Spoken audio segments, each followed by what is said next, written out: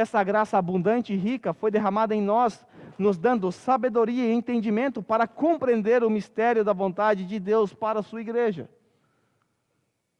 Mas por que Paulo chama a vontade de Deus de mistério? O que é mistério para Paulo? Mistério na boca de Paulo significa uma verdade que em outros tempos estava oculta e que naqueles dias, através dos apóstolos e profetas, estava sendo descortinada, estava sendo revelada. Esse mistério sempre diz respeito ao Evangelho.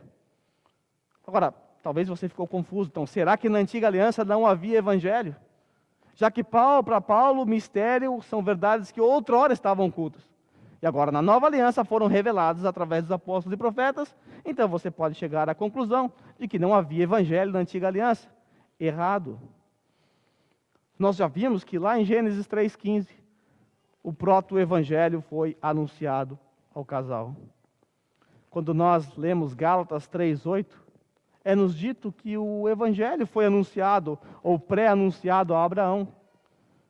Diz assim Paulo aos Gálatas: prevendo a Escritura que Deus justificaria os gentios pela fé, anunciou primeiro as boas novas a Abraão, o evangelho. E assim que está, dependendo da sua versão. Por meio de você, todas as nações serão abençoadas. O evangelho já estava na antiga aliança. Só que ele não estava tão claro assim. Esse evangelho ele foi elucidado, esclarecido, descortinado pelos apóstolos e profetas no dia em que Cristo adentrou esta terra, essa esfera.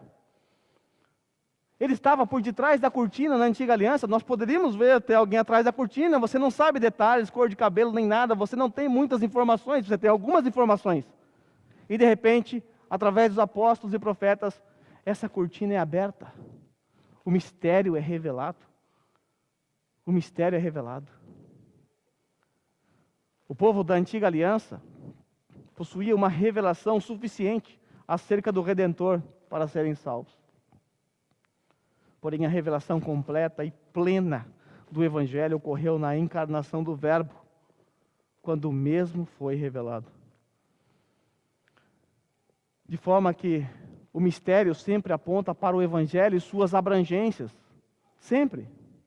Veja, por exemplo, nessa mesma carta, lá no capítulo 3, do versículo 4 ao 6, veja a compreensão de Paulo acerca do mistério. Veja se não está conectado com o Evangelho e com o que o Evangelho faz. Diz assim: ao lerem isso, vocês poderão entender a minha compreensão do mistério de Cristo. Que bom, Paulo, que você vai explicar isso para a gente, senão ia ficar misterioso. E ele diz assim: esse mistério não foi dado a conhecer aos homens de outras gerações, mas agora, atente para o tempo, agora, nos dias dos apóstolos e profetas, foi revelado pelo Espírito Santo aos apóstolos e profetas de Deus. Mas o que isso significa, Paulo? Significando que mediante o Evangelho, preste atenção, mistério, Evangelho, qual é a abrangência disso? O que aconteceu aqui? Mediante o Evangelho, os gentios são co-herdeiros com Israel, membros do mesmo corpo e coparticipantes da promessa em Cristo Jesus. Veja o que é mistério. Mistério para Paulo é o Evangelho pegar judeus e gentios e unificá-los. Colocá-los para viver juntos, inseridos no mesmo corpo. Esse é o mistério. Paulo nos diz que este mistério revelou a vontade de Deus, que em outros tempos não era tão claro assim.